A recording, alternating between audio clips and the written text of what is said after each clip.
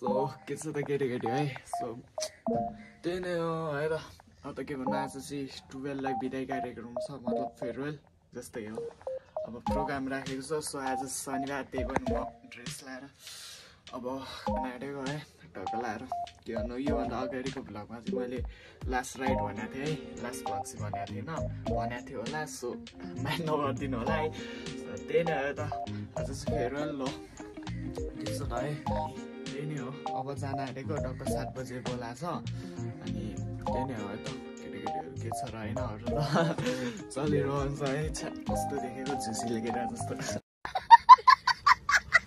केटाहरू भेटिसक्यो हुँदैछ गरेछ हेर्दैम न डेकोरेसनहरू होइन सो म चाहिँ यस्तो जङ्गली बनेर आइरहेको छ है गाइस अनि टक्क लाएर ऊ चाहिँ सफल हो है त्यही नै हो गाइस अरू त के भन्नु छ र होइन सो यस्तै नै हो लाइफ चाहिँ चिल पारामा छ अनि आम्बो केटा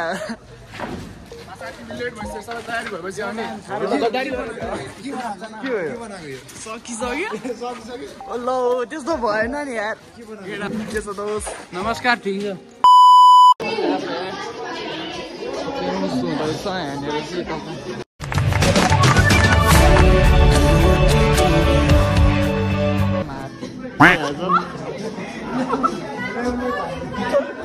चाहिँ ओइ सुन्न ओइ साइकल हेर्नु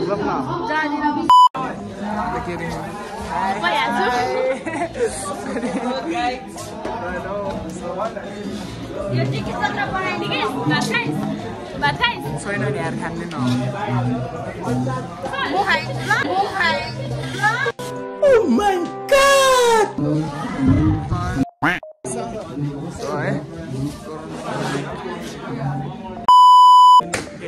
नमस्कार सर्वप्रथम म आयुषा अब आजबाट यो कलेजबाट बिदाई हुँदैछु म फर्केर पनि हेर्न लखेन यहाँ हो होइन फर्केर पनि हेर्न लखेन यहाँ हो होइन कस्टम अब बिदाई हुँदामा म दुखी एकदम छैन म एकदम खुसी छु मुक्त हुँदैछु म यहाँबाट होइन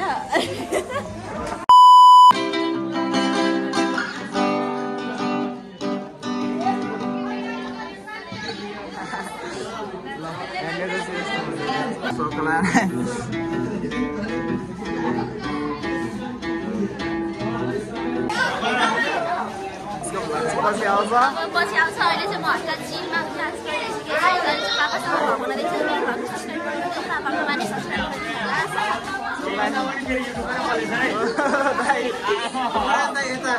यता भन्नु न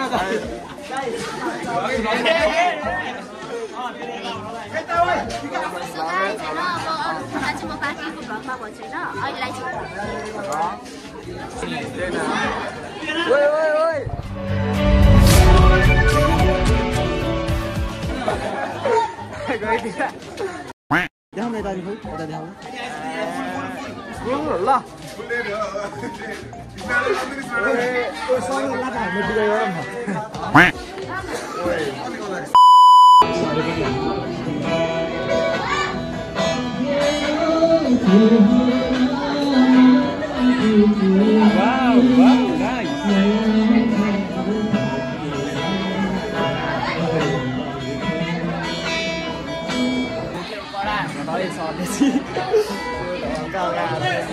अब चाहिँ हाम्रो भित्र के हुन्छ अरे प्रोग्राम हुन्छ अरे फेरि म जाँदाखेरि नरौ न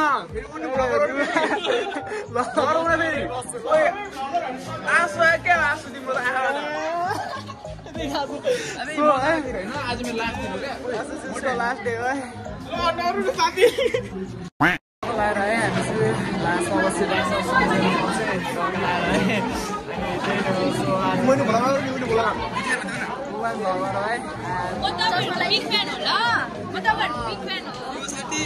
कलेज भरि बिस्तारै बनाएको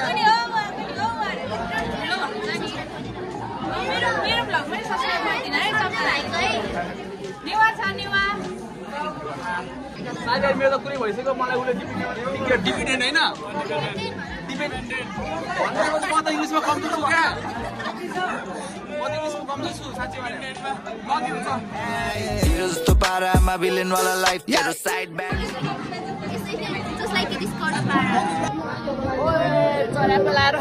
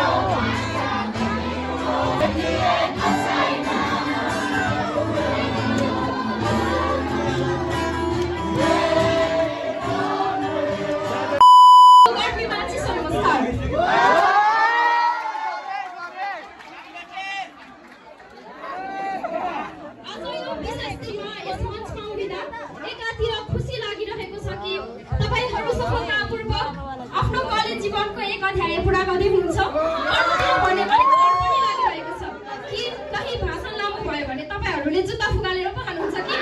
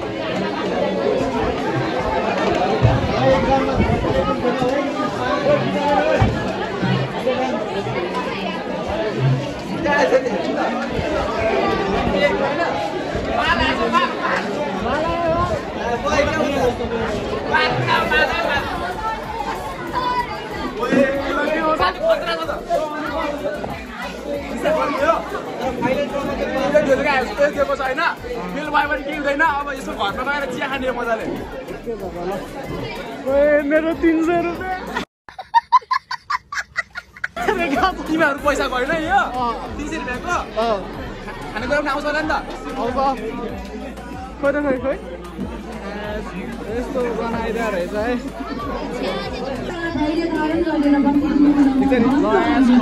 प्याकिङ गरौँ ल आँखा लाग्छ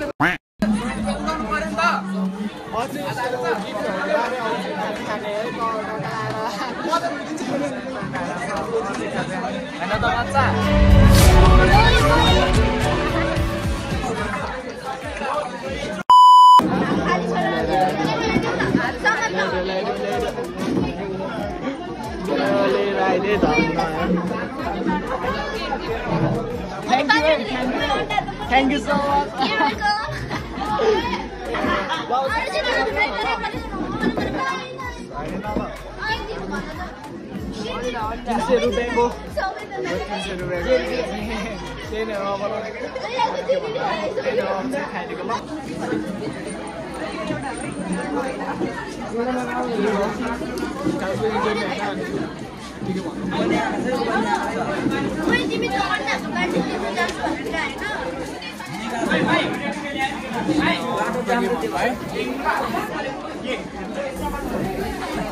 मिठै छ होइन मिठै छ नम्बर ल्याइदिएछु उसले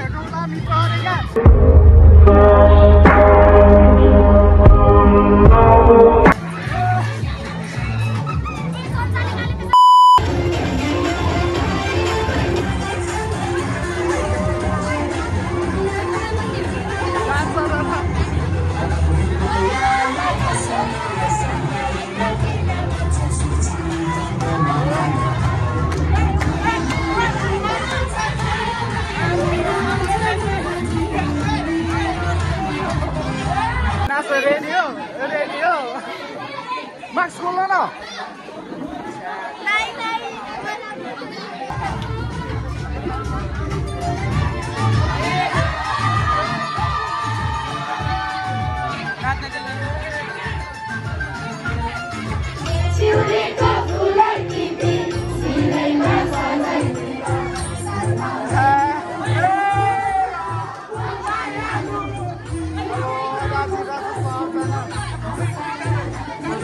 shout out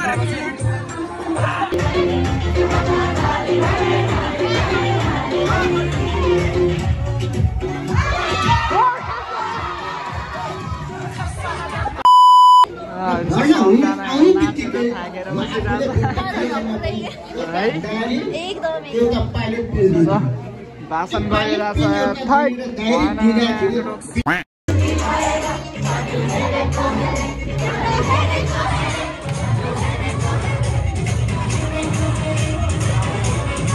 गीतमा चाहिँ भाइब्स दामी आइरहेको छ तब है त्यो हुन्छ भाइब्स भन्दा चाहिँ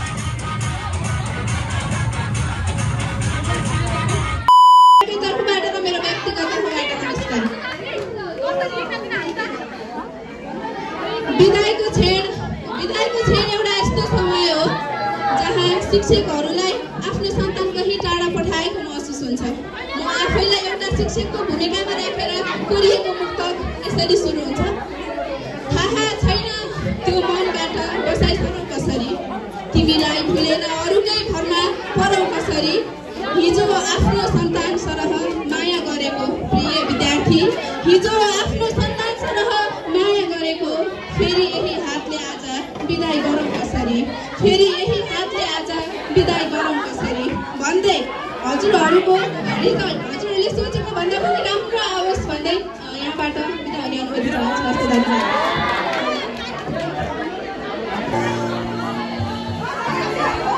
सबैजनाले भेट्नु है त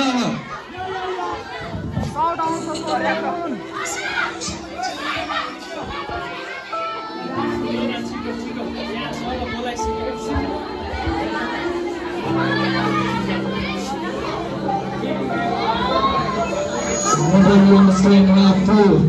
Guess I'm a poor, I was made free on my dream.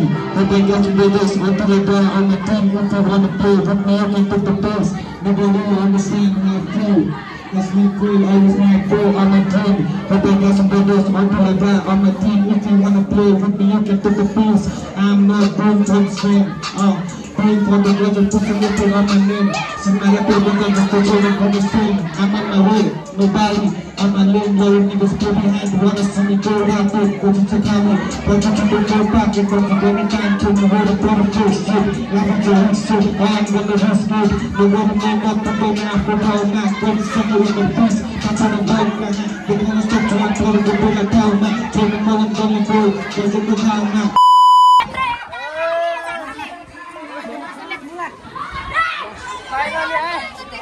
परिरहेछ हैन अब चाहिँ हाम्रो चाहिँ सकिएको छ आजदेखि हामी अब आउँदैनौँ यो स्कुल आउँदैनौँ कहिले पनि आज नै लास्ट हो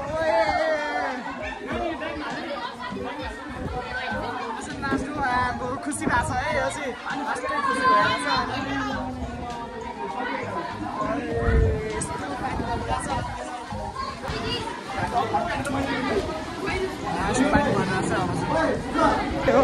हाम्रो यस्तो छ काममा जानुपर्ने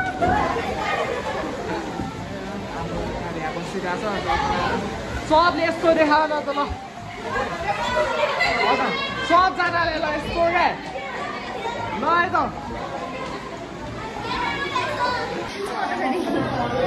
मैले लेखिदिएको अनि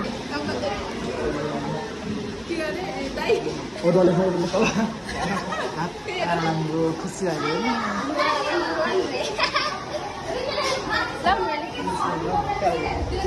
म्याथ छ है के लेख्थ्यो न अब आफ्नो मनको कुरा अब गइहाल्छ